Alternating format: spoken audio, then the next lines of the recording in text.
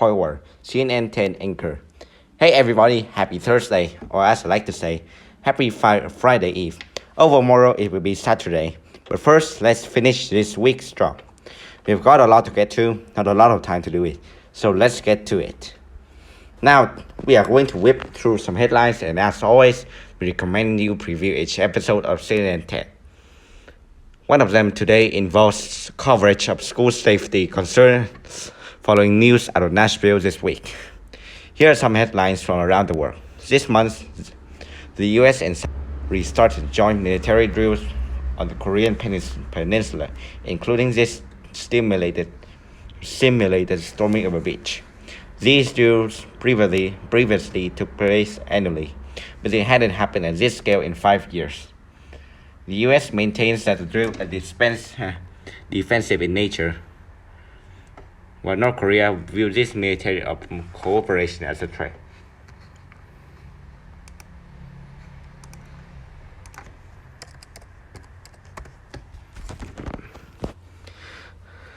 In the United States, 6 people were killed in a school shooting in Nashville on Monday.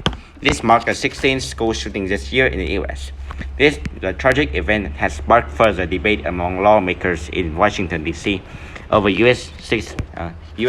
gun control laws and has many parents and school officials reviewing their safety protocols yet again. Finally, in the art world, scientists say they've identified a secret ingredient in Leonardo da Vinci's painting, egg yolk. That's right. According to a new study published this week, European painting masters like Da Vinci may have used proteins, especially egg yolks, in the oil paintings. This new study finds that the inclusion of eggs was intentional and was a technique used to fine-tune properties of a paint. That wraps your quick look at the headlines. Now, pop quiz, hot shot, 10-second trivia. What is the capital of Australia? Sydney, Canberra, Melbourne, or Brisbane? Though Melbourne was once the capital, Canberra became the official capital of Australia in 1937. Being a firefighter is one of the most dangerous professions on the planet. And did you know that wildfires in Australia are some of the largest and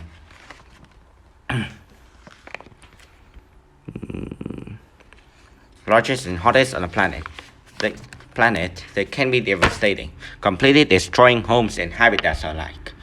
But there's a group of volunteer firefighters in New South Wales working without pay to help people to keep people and animals safe. We are going to meet 2 of these heroic people to hear why that they are willing to risk it all to keep others safe. Lauren Wilson, advanced firefighter, Oaks Rural Fire Brigade healthcare professional. When I tell people I'm a firefighter, I actually get a lot of mixed reactions. Oh, you do all that for free? What makes you do that? It really does spark a lot of curiosity in people.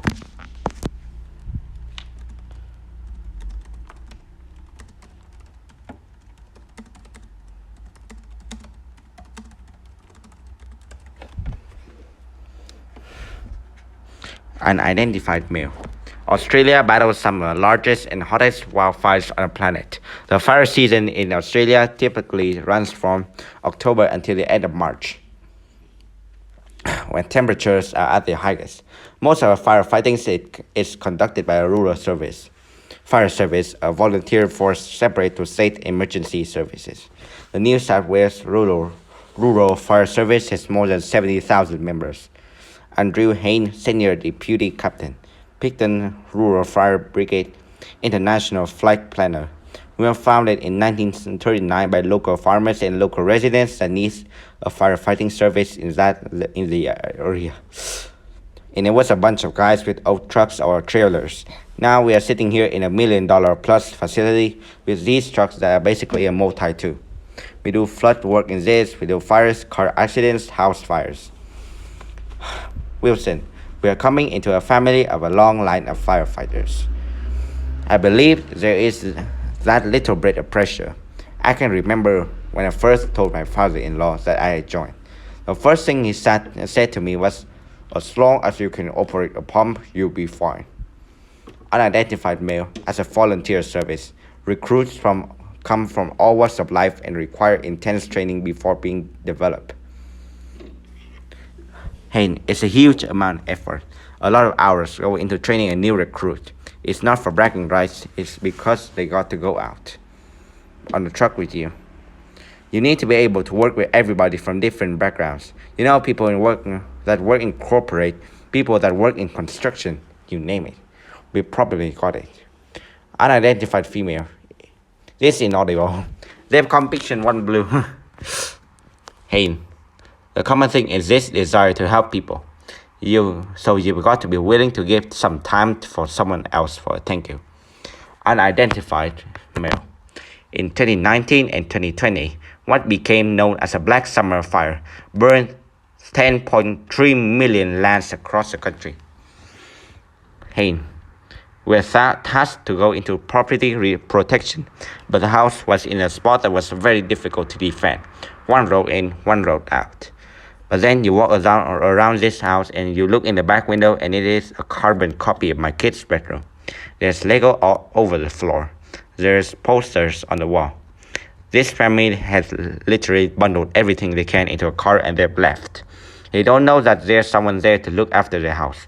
We're just staying there and maybe putting in the extra time, and that extra work is going to be the reason they have a house to come back to. Unidentified male. The deadly fires claimed 33 lives, including 9 firefighters. More than 3,000 homes were destroyed. The house Andrew and his group protected was one of the 14,000 saved in New South Wales. Recent years have seen some of the largest fires ever recorded. Unchecked climate change means they could grow larger still. When I was growing up, there'd be fires and they'd occur. They had occurred, but there was nothing massive. Now they seem to be getting bigger and they talk about mega fires and giga fires just on that scale. I don't recall anything like that. The balance for work life, family life, and RFS can be difficult.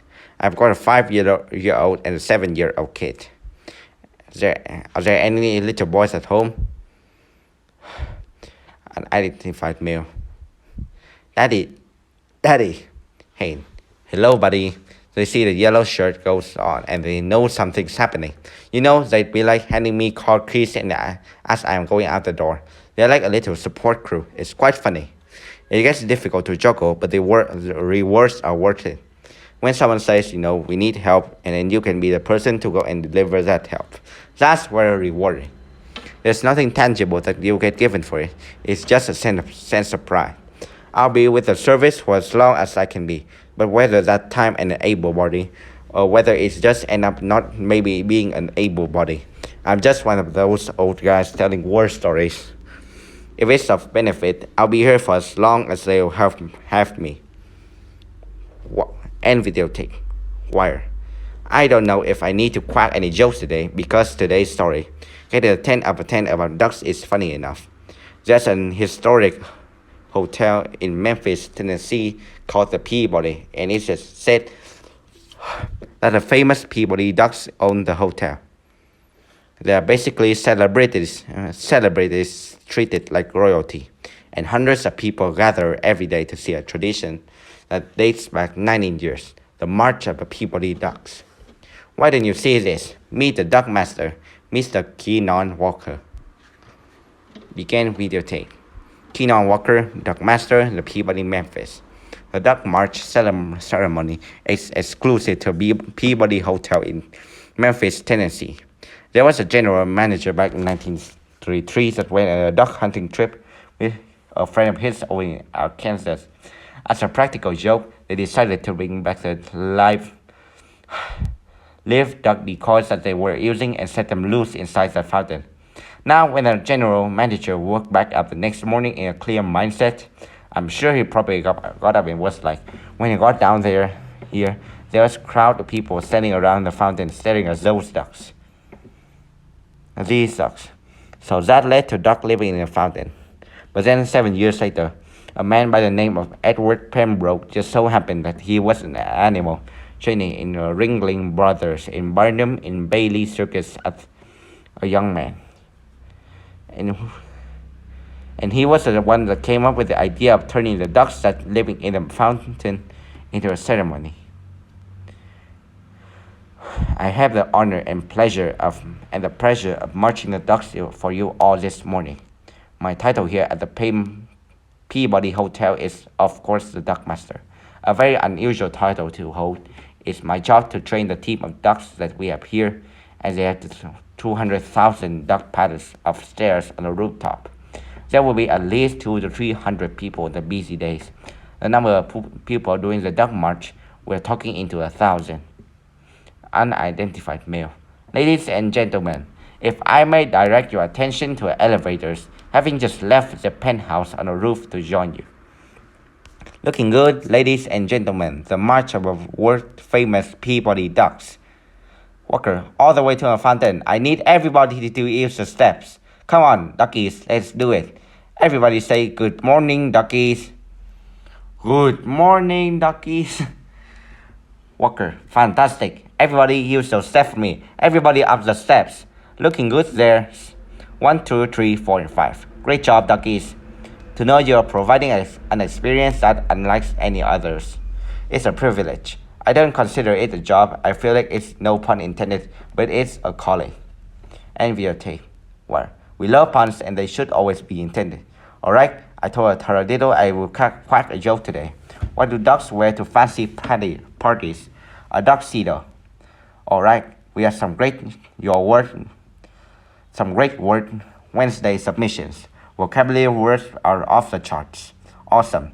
Thanks to Michaela04264 taradiddle, a noun meaning a petty lie. And thanks to Pocono Mountains East High School for overmorrow, meaning the day after tomorrow. Well done. Shout out time now. We are headed to Massachusetts, to Thingsboro, home of the Griffins, Greater Lowell Technical High School. You rock. We hope you and everyone watching around the world have a wonderful one. I'm Coil Water and we are CNN 10.